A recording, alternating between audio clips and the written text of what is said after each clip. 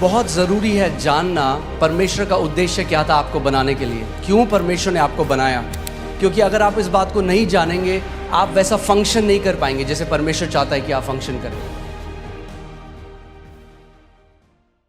उत्पत्ति 1:26 पढ़ेंगे, इसमें लिखा है, फिर परमेश्वर ने कहा, हम मनुष्य को अपने स्वरूप के अनुसार अपनी समानता में बनाएं और वे समुद्र की मछलियों और आकाश के पक्षियों और घरेलू पशुओं और सारी पृथ्वी पर और सब रेंगने वाले जंतुओं पर जो पृथ्वी पर रेंगते हैं क्या करें? जोर से बोलिए, क्या करें? अधिकार करें। आमीन। जब परमेश्वर ने मनुष्य को बनाया सबसे पहले, तो अब परमेश्वर अपनी इंटेंशन को या अपने उद्देश्य को बोल रहा है कि मैं क्यों मनुष्य को बना रहा हूं। वो कह रहा है, और यहां पे जो परमेश्वर है वो प्लूरल है, यहां पे हम देखते हैं वो त्रिएक परमेश्वर, पिता, पुत्र और पवित्र आत्मा। यहां पर वो कह रहे हैं कि हम मनुष्य को, आओ हम, लेट अस, इंग्लिश बाइबल कहती है अस, यानी एक नहीं, अस, हम। यहां बाइबल में मैं नहीं लिखा, क्या लिखा है? हम। परमेश्वर कह रहा है हम, यानी पिता, पुत्र, पवित्र आत्मा कह रहे हैं कि हम मनुष्य को क्या करेंगे? अपने स्वरूप में और अपनी समानता में बनाएंगे। सो यू विल सी, आप देखेंगे कि ये पहली जगह है जहां पे परमेश्वर अपना उद्देश्य बता रहा है मानव जाति के लिए। और जब आप इसको समझेंगे तो आप जानेंगे कि क्यों परमेश्वर ने आपको रचा है और आपका उद्देश्य इस पृथ्वी में क्या है। आमीन। वो कह रहा है, मैं उनको अपनी समानता में बनाऊंगा, अपने अनुसार, अपने स्वरूप में बनाऊंगा, और फिर वो क्या करेंगे? बोलिए, अधिकार रखेंगे। मगर ये अधिकार नॉर्मल अधिकार नहीं है। ये अधिकार, इंग्लिश का वर्ड डोमिनियन है, जिसका मतलब है शासन अधिकार, या जिसको बोलते हैं प्रभुत्व। कि वो क्या करेंगे पृथ्वी पे? बोलिए, प्रभुता करेंगे, प्रभुता करेंगे। सो परमेश्वर का इंटेंशन मनुष्य को बनाने का ये था कि मनुष्य जो है वो प्रभुता करेगा। आमीन। सो इस बात को समझिए, परमेश्वर ने आपको जब बनाया, आपके डीएनए में उसने शासन अधिकार डाला है। मैंने आपको पहले ही बताया था, आप एक चम्मच से भी एक कील को कसने की कोशिश कर सकते हैं, मगर चम्मच उसके लिए नहीं बनी थी। आप किसके लिए बनाए गए? प्रभुता करने के लिए। बोलिए, प्रभुता करने के लिए।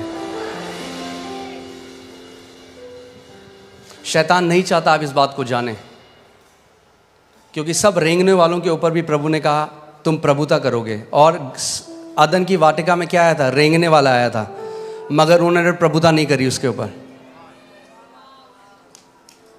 इंग्लिश बाइबल कहती है, everything that creepeth upon the face of the earth, जो रेंगने वाला है।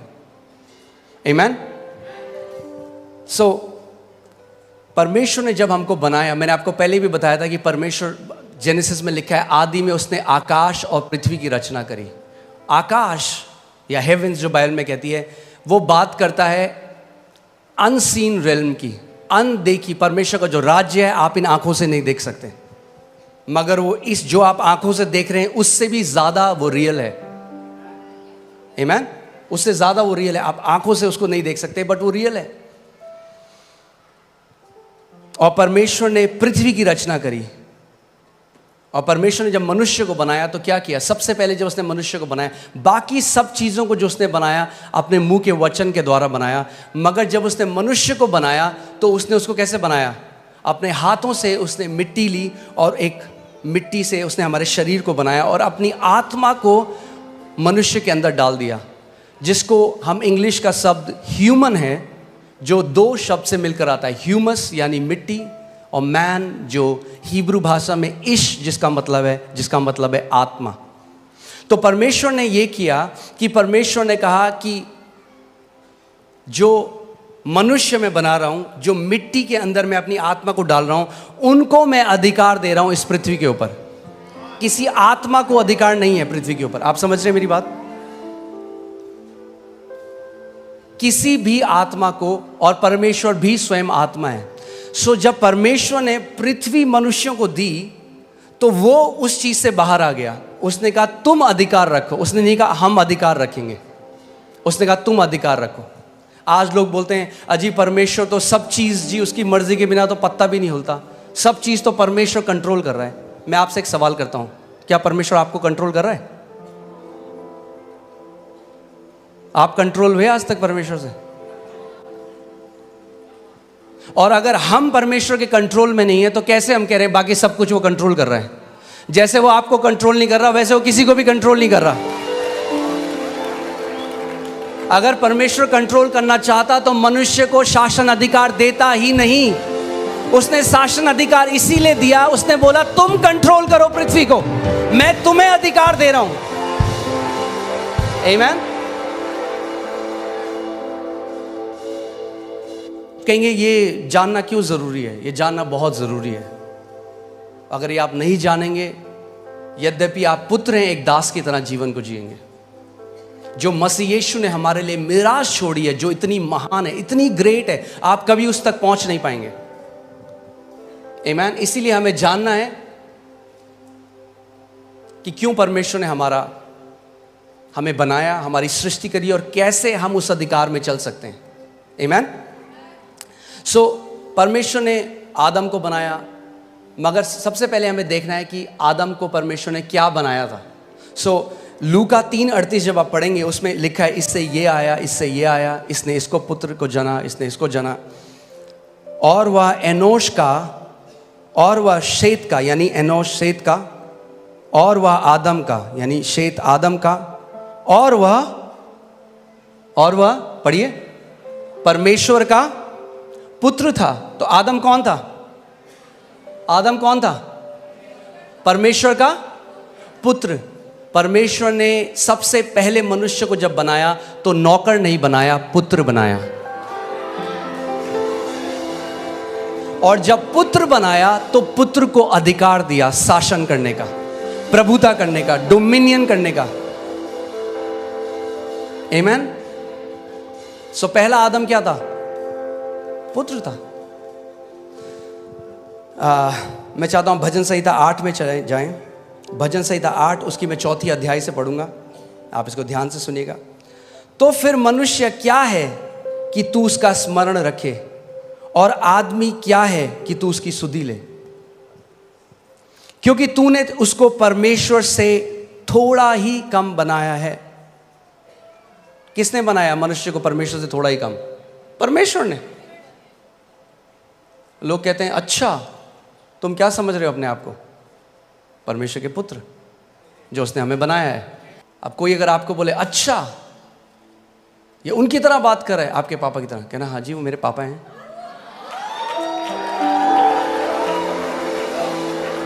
आमीन। मैं इसको दोबारा पढ़ता हूं, ध्यान से सुनिए। तो फिर मनुष्य क्या है कि तू उसका स्मरण रखे, और आदमी क्या है कि तू उसकी सुधि ले, क्योंकि तूने उसको परमेश्वर से थोड़ा ही कम बनाया है। थोड़ा ही कम बनाया है। आमीन। हालेलुया। और महिमा और प्रताप का मुकुट उसके सिर पर रखा है। क्या किया परमेश्वर ने?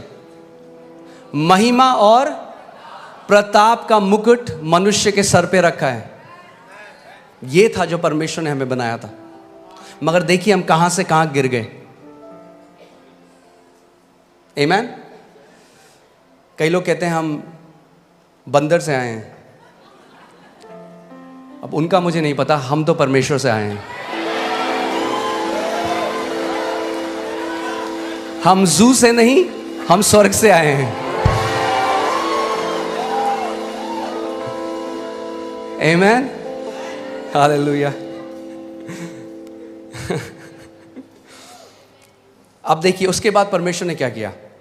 तूने उसे अपने हाथों के कार्यों पर क्या दी है? क्या दी है? बाइबल कह रही है, ये मैंने नहीं लिखा, आपकी बाइबल में भी है कि परमेश्वर ने जब मनुष्य को बनाया तो उसको अपने कामों, अपने हाथों के कामों के ऊपर क्या दी है? प्रभुता दी है। परमेश्वर ने दी है। और ये जो शासन अधिकार था ये आदम ने खो दिया जब पाप बगीचे में आया, जब उसने परमेश्वर की आज्ञा को ना माना, जब उसने उस फल को खा लिया। और आदम के अंदर से जो वो डीएनए था रेन, रूल एंड रेन करने का, वो जो डीएनए था प्रभुता करने का, वो खत्म हो गया और वो एक दास की तरह जीने लग गया।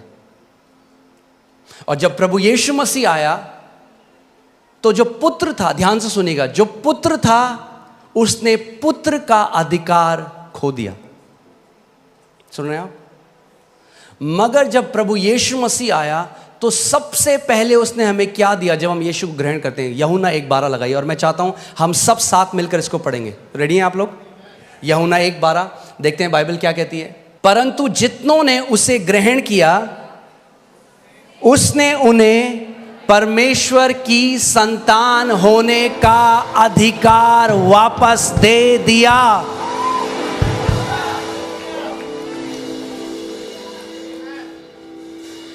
क्या दिया उसने आपको? अगर आपने यीशु को ग्रहण किया तो उसने आपको क्या किया? पुत्र का अधिकार दिया, यानी पुत्रों के लिए अधिकार है यीशु मसीह के नाम में। अगर आप पुत्र हैं तो आपके लिए अधिकार है, और अगर आपके लिए अधिकार है तो परमेश्वर चाहता है कि आप एक अधिकारी की तरह इस दुनिया में जिए। देखो मैंने तुम्हें सांपों को और बिच्छुओं को रौंदने का, हालेलुया, परमेश्वर ने पूरे चर्च को, अपनी देह को, जो परमेश्वर की संतान है, उनको सांपों और बिच्छुओं को रौंदने का अधिकार दे दिया। मगर अगर आपने उस अधिकार को लिया नहीं तो जिंदगी भर दुष्ट आत्माएं आपको फुटबॉल बना के रखेंगे।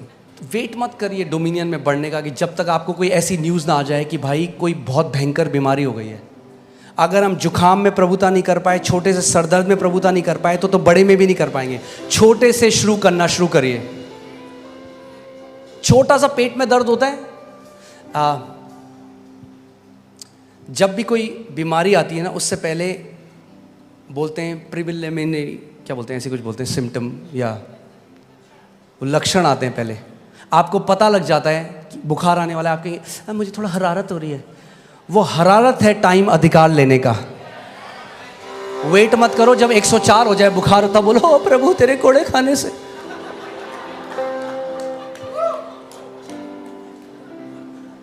आपने देखा है कभी आपकी, फिर से वही उदाहरण दे रहा हूँ, आपके कपड़ों में कोई दाग लग गया या कोई इंक लग गई, उसी टाइम बहते पानी के नीचे डालिए, एकदम निकल जाएगा। उसको छोड़ दीजिए 2 हफ्ते, अब आप रगड़ने, अब बोले यीशु के नाम में, यीशु के नाम में। अगर जैसे ही लक्षण लगे खड़े हो जाओ, बोलो in the name of Jesus, शैतान मैं तुझे अनुमति नहीं देता मेरे शरीर को छूने की। You will not touch my body in Jesus name, out of my body. आमीन। उस समय अधिकार लो। अरे पास्टर ज्यादा कुछ नहीं, थोड़ा सा थायराइड है, हाँ ठीक है रख लो फिर, थोड़ा सा खाते रहो दवाइयां पूरे साथ। मैं आपको कंडेम नहीं कर रहा हूं, प्लीज मेरा हार्ट समझिए। क्यों रखो थोड़ा सा भाई? मैं बोलूं मैंने आपके लिए बहुत बढ़िया केक बनाया, थोड़ा सा जहर डाला इसमें, थोड़ा सा खा लो। खाओगे आप वो? बोलो थोड़ा सा नहीं चलता। मेरी देह पवित्र आत्मा का मंदिर है और कोई बीमारी इसमें उसको महिमा नहीं देती।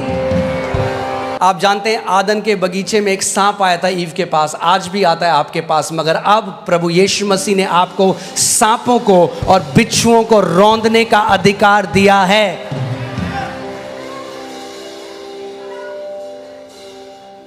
बोलो मेरे पास अधिकार है सांपों और बिच्छुओं को रौंदने का।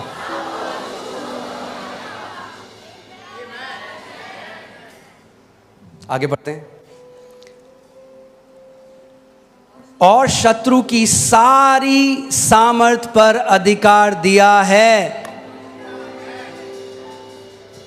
शत्रु की सारी सामर्थ पर अधिकार दिया है। फिर से बोलता हूं, शत्रु की सारी सामर्थ पर अधिकार दिया है। शत्रु की सारी सामर्थ पर अधिकार दिया है। शत्रु की सारी सामर्थ पर अधिकार दिया है। दूंगा नहीं, दिया है।